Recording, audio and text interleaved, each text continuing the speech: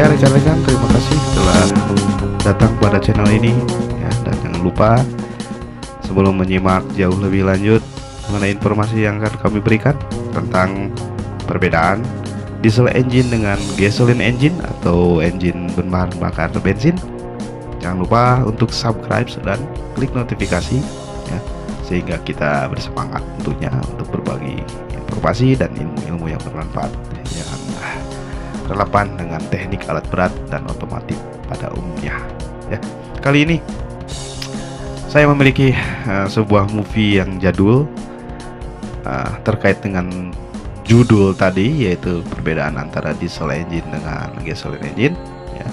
Kenapa saya pilih di sini movie ini? Karena menurut saya seiring perkembangan saya mendalami tentang teknik otomotif dan alat berat ya, pada khususnya ini sangat bermanfaat sekali ya, terutama untuk para mekanik yang baru belajar ya, ataupun para mekanik yang senior yang mencoba untuk merimain kembali atau memperkuat memori kembali mengenai prinsip dasar diesel engine dan perbedaannya dengan gasoline engine atau bensin engine ya. Langsung saja simak videonya, jangan lupa ya, perhatikan beberapa poin penting, pastikan videonya ditonton sampai selesai karena kita hindari jangan sampai gagal paham ya. Dan pastikan juga kalau Anda memerlukan beberapa catatan, catat. Dan juga jika ada beberapa pertanyaan silakan tulis pada kolom komentar.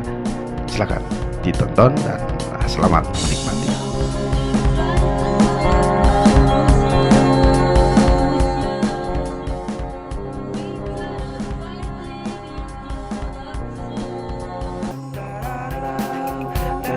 Mari kita melakukan tes sederhana untuk mengetahui karakteristik kedua bahan bakar ini.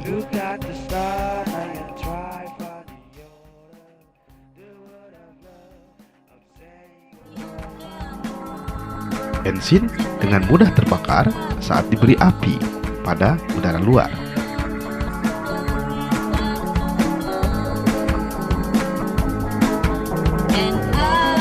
Tapi solar tidak. Fenomena ini disebut dengan titik nyala atau flashing point.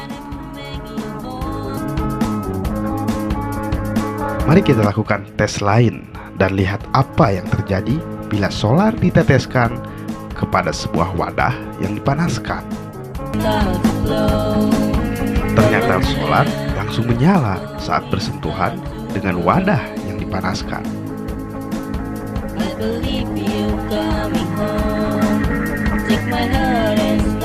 Fenomena ini disebut dengan penyalaan sendiri atau self ignition. Lalu apa yang akan terjadi pada bensin?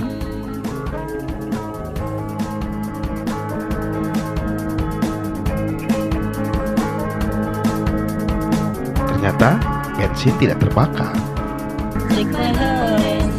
Bensin membutuhkan suhu yang lebih tinggi untuk penyalaan sendiri. Ini berarti solar memiliki sifat penyalaan sendiri yang jauh lebih tinggi. Kita lihat contoh berikut ini. Seseorang yang membawa sebuah sepeda, ternyata ditemukan ban sepeda itu kempes. Lalu dia membawa sebuah pompa tangan dan mencoba memompa ban tersebut. Apakah Anda pernah perhatikan bahwa tabung pompa menjadi panas saat kita memompa udara tersebut? Kenapa itu bisa terjadi?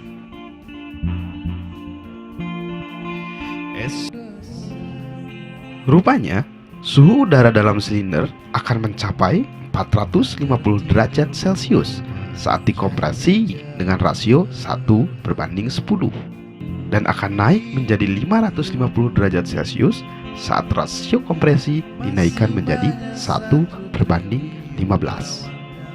Dengan kata lain, makin tinggi rasio kompresi, makin tinggi pula suhu udara. Diesel engine beroperasi dengan prinsip dasar ini. Hanya udara yang dihisap ke dalam silinder kemudian dikompresikan untuk menaikkan suhunya. Lalu kemudian solar dikabutkan ke dalam udara ini. Solar terbakar saat bertemu dengan udara panas, sehingga menyebabkan gas pembakaran mengembang dan mendorong piston ke bawah. Penyalaan kompresi sendiri prinsip dasar beroperasinya diesel engine. Diesel engine lebih khusus. Udara bersih yang telah melewati saringan udara dihisap ke dalam silinder dan dikompresikan. Solar dipompa dari tangki oleh feed pump dan dimasukkan ke dalam saringan solar. Solar yang telah bersih dialirkan ke pompa injeksi untuk dinaikkan tekanannya sebelum dialirkan ke injektor. Solar bertekanan dikabutkan ke dalam ruang bakar dan terbakar saat bertemu dengan udara panas. Sekarang mari kita lihat komponen-komponen dari sistem bahan bakar. Untuk mendapatkan pembakaran yang sempurna pada sistem diesel engine, sangatlah penting untuk menginjeksikan solar ke ruang bakar dalam bentuk kabut. Hal ini dapat dilakukan oleh komponen yang diberi nama dengan injektor atau nozzle. Pompa injeksi digunakan untuk menghasilkan solar bertekanan tinggi. Solar dipompa ke saringan solar oleh feed pump.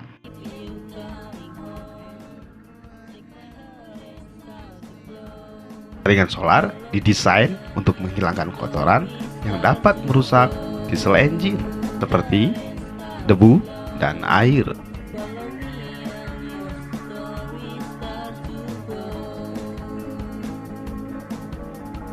Solar yang akan masuk ke pompa injeksi dibuat bertekanan terlebih dahulu sebelum diinjeksikan oleh injektor. Feed pump, saringan solar, pompa injeksi, dan injektor adalah komponen penting sistem bahan bakar diesel engine.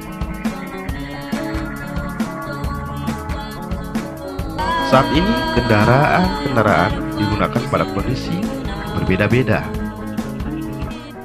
Volume solar, waktu penginjeksian, dan lain-lain harus diatur sesuai dengan kebutuhan engine. Komponen governor adalah alat untuk mengatur volume solar yang diinjeksikan sesuai dengan besarnya penekanan pedal gas oleh operator. Sementara timer berfungsi untuk mengatur waktu penginjeksian solar. Mari kita lihat sebuah potongan dari komponen governor dan timer.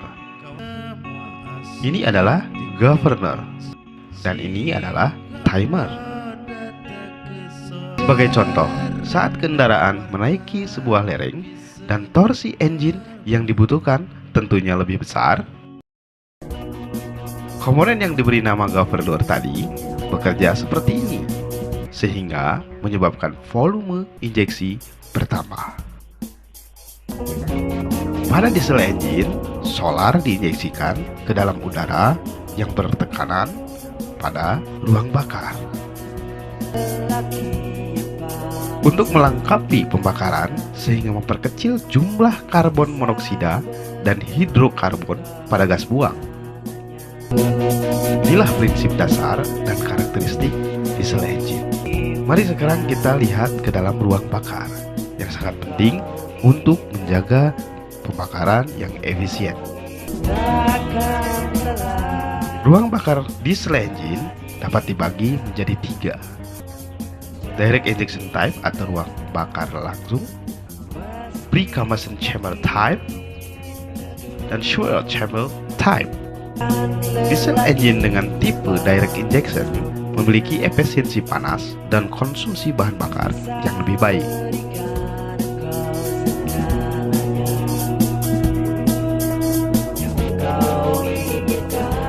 Dan solar langsung diinjeksikan ke ruang bakar yang terdapat pada bagian atas piston.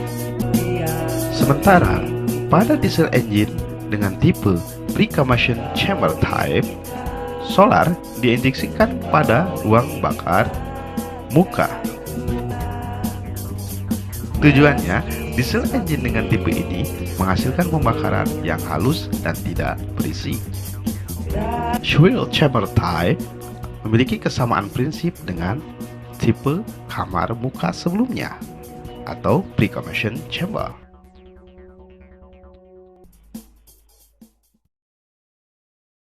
Tetapi memiliki ruang yang lebih besar dan menghasilkan efek pusara. Keunggulannya adalah kecepatan pembakaran yang tinggi dan cocok untuk beroperasi pada kecepatan tinggi.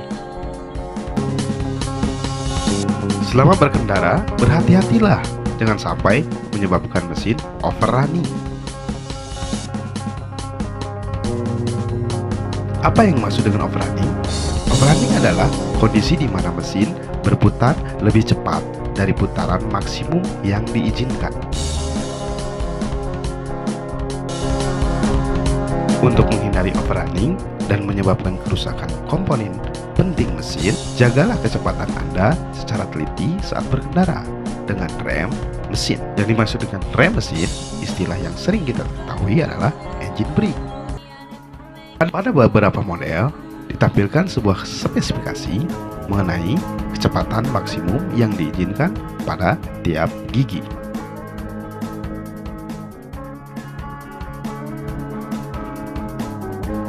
Yang terpasang pada sisi pengemudi dan rekomendasi ini harus diikuti dengan benar.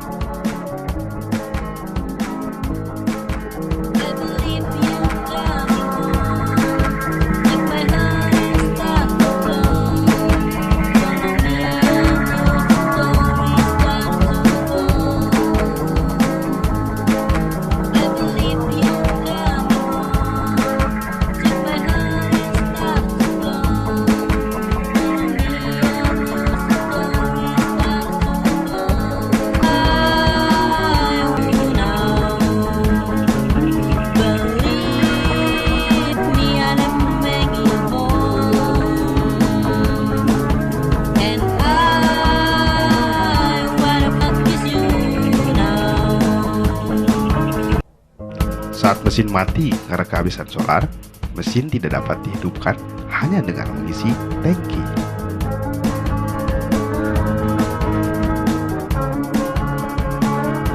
Kenapa? Karena udara masuk dalam sistem bahan bakar. Untuk menghilangkan udara, membuang udara dengan mengoperasikan feed pump secara manual.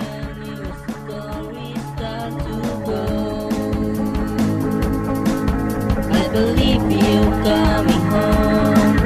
Take my heart and start to flow. Follow me and your story start to go. And Karena mesin diesel mempunyai pompa injeksi dengan komponen yang sangat presisi, yang sangat riskan bila bertemu dengan kotoran dan air. Sangatlah penting untuk mengganti saringan solar secara berkala. Juga penting untuk menggunakan oli berkualitas tinggi dengan spesifikasi untuk diesel engine. Tahun-tahun telah berlalu sejak diesel engine diciptakan oleh Rudolf Diesel.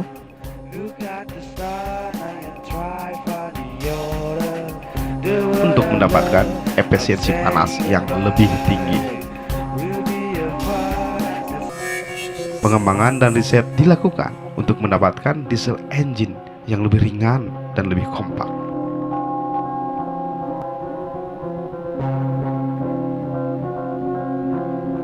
Putaran lebih tinggi, tenaga lebih besar, suara lebih rendah, dan konsumsi bahan bakar yang jauh lebih rendah. You know I'm speechless, feeling the heart with the smile of love. Sekarang digunakan tidak hanya pada kendaraan berat, tapi juga pada truk dan kendaraan penumpang. Don't ask me why, let's happen to you.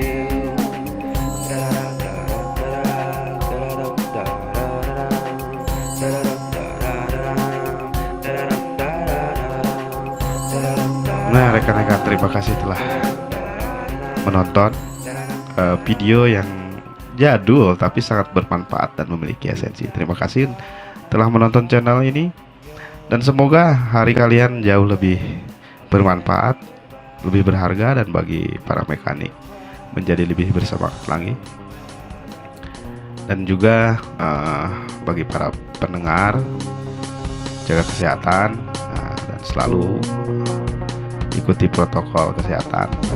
Mudah-mudahan bangsa kita dapat melewati resesi ini dengan baik, tetap kompak, tetap menjaga toleransi, dan juga saling membantu, saling berbagi ilmu yang bermanfaat ya, bagi generasi kita, sehingga generasi kita menjadi jauh lebih baik dari kita, dan itu kita harus bangga. Jangan sampai generasi kita jauh lebih payah dan kita bangga lagi dengan generasi kita yang memiliki penurunan dari segi-segi tentang apa yang sudah diwariskan dengan positif ya. Terima kasih, dan jangan lupa subscribe dan klik tombol notifikasi sehingga kami makin semangat tentunya untuk berbagi. Terima kasih.